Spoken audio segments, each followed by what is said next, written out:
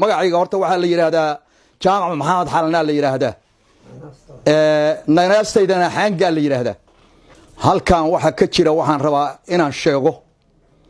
halkan waxa ka jira wax dhibaato ah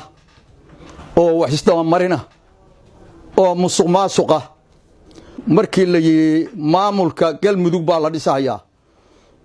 waxa hadii Ilaahay idinkeeda leeyahay lagu saleeyay beelo 12 markii hore dabadna la yiri 13 bay gaareen waxa lagu qaybsaday hadii Ilaahay idinkeeda leeyahay beelaha haddana beel waliba si qaybsatay anigu waxaan ka mid ahaa dad hadii Ilaahay idinkeeda leeyahay qaybtaas oo ah beesha hadii Ilaahay idinkeeda leeyahay reer Jalaf iyo hadii Ilaahay idinkeeda reer Cabdi iyo hadii Ilaahay idinkeeda leeyahay reer Maxamed saddexda beelood ayaa waxay qayb u heleen xildhibaan waagi hadii Ilaahay idinkeeda leeyahay 15kii lagu dhisahayay cadaada Galmudug ayay hadii Ilaahay idinkeeda qayb isku raaceen saddexdoodu markay saddexdoodu qaybsadeen hal xildhibaan buu ahaa xildhibaankii baa hadii Ilaahay idinkeeda leeyahay waxa la siiyay qola cabsatay dadka waxaan ahay xildhibaankii hore saddexda beelood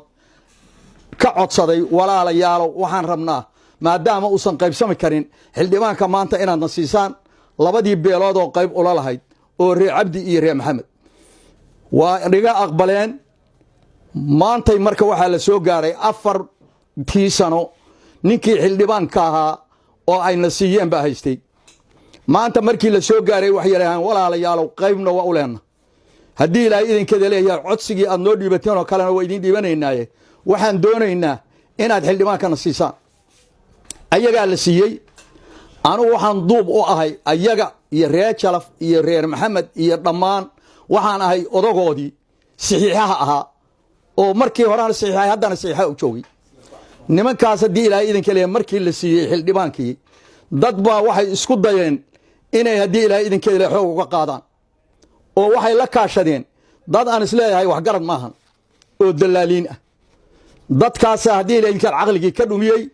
ninkii maalintii hore qaatay oo hadii Ilaahay idinkeeda leeyahay 4 sano haystay yaa wuxuu yiri maanta waxaan doonayaa in la ii gado layla gado dadkii uu la hoos galayna hadii Ilaahay idinka waa la qaateen inaan hadii Ilaahay idinka leeyahay wax inta ka badan oo wax sheeg ah oo ayaga aan ka sheegayo inaan ku daro ma rabo waxaan rabaa marka dawladda arintaas hadii Ilaahay idinkeeda leeyahay faragelinta ah oo hadii Ilaahay idinka musuqmaasuqa ah oo dadka iyo dawladda iska horkeenaysa ra'iisul wasaaraha iyo wasiirka arrimaha gudaha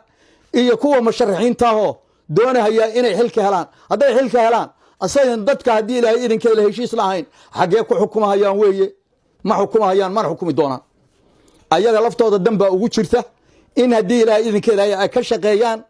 nabadda iyo tasliixa ay ka shaqeeyaan dadka wadana hadii Ilaahay idinkeeda leeyahay ka waantoomeen baan leeyahay haday diidaan wixii ka yimaada oo cawaaqib xumo ah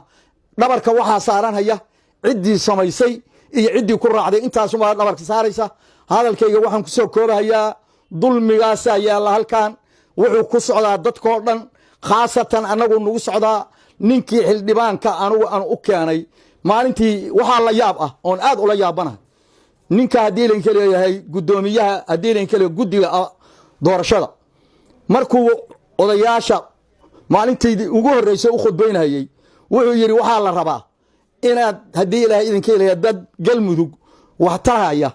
oo hadii Ilaahay idinka leeyahay dalka iyo dadka wax u qaban kara inaad keentaan una cadaalad samaysaan ninkii maalintii hore qaatana ninka kale oo walaalkiisa oo shala aan qaadan inuu hadii Ilaahay idinka leeyahay ugu turoosiyo maxaa la yaabka waxa weeye marka in maanta laga qaado oo hadii Ilaahay idinka leeyahay ninkii loo qaado ninkii in loo qaada nasiib darra oo la yiraahdo waxaan u xoogaynaa ninkii shalay soo maray oo qaatay taa waxaan leeyahay waa laba hadal oo iskhilaafsan ninkii baan u xoogaynaa oo hadii Ilaahay idinka leeyahay u boobaynaa iyo hadii Ilaahay laga cadaalad sameeyo ninkii hadii Ilaahay idinka leeyahay saxiixaha ahaa keen xildhibaankii lagaana qaban maayo intaas waxaan rabaa inaan u sheego dadka islaamka ogeysiino annaguna inaan yeelin doonin wax cawaaqib xaahina ay ka imaan doonto hadii la isku dayo waa ka horta foomkii hadii Ilaahay idinka leeyahay saxiixa inaan ahay oo anigu haddii ilaahay idinkii xildhibaankaas inaan keeno la ii idmaday foomkii la isiiyey wakaa horta haddii ilaahay idinkeeda leeyahay wejigayga ka muuqda in la iboobayna waxaa caddaynaya aniga haddii ilaahay idinka leeyahay ilaahayga iyo haddii ilaahay idinkeeda dadka islaamka ah ogba waxaan rabaa dawladdu hadday og tahayna inay haddii ilaahay idinkeeda leeyahay wax ka qabato dulmigaas haddaynan ogayna waxaan u sheegaynaa in dulmi ka socdo halkaas in la ii diiday haddii ilaahay idinkeeda leeyahay ninkii xildhibaanka ahaa oo la ii diray markaan keenay sawirkiisii iyo haddii ilaahay idinka leeyahay aqoonsigiisii iyo asagii markaan keenay in layga qabto in la diiday yaan caddaynhayaa kuraasta galmudug xaq baan ku leenahay hal xibin ahaan lahaa xibintii waa middaas haddii ilaahay idinka layga boobahayo waa midda aan ka cabanhayo waxaana boobahaya dad waxaan maqlay dad haddii ilaahay idinka leeyahay fojariya oo waxaa la yidhi noo saxiixa haddii ilaahay aan shuqul ku lahayn oon saxiixa wax ku lahayn anigu inaan leeyahayna waxaa caddaynaysaa wakaa foomkii iyo haddii ilaahay idinka leeyahay waraaqda ayagu guddigu ay siiyeen ayadaan doonayaa marka iyo in la iswaafajiyo nin aan u saxiixay iyo nin aan geeyey midna ma jiraan waxaa la ii diidan yahay ninkii aan wadin inaan geeyo intaasaan rabaa inaan u sheego assalaamu calaykum waraxmatullaahi wabarakaatu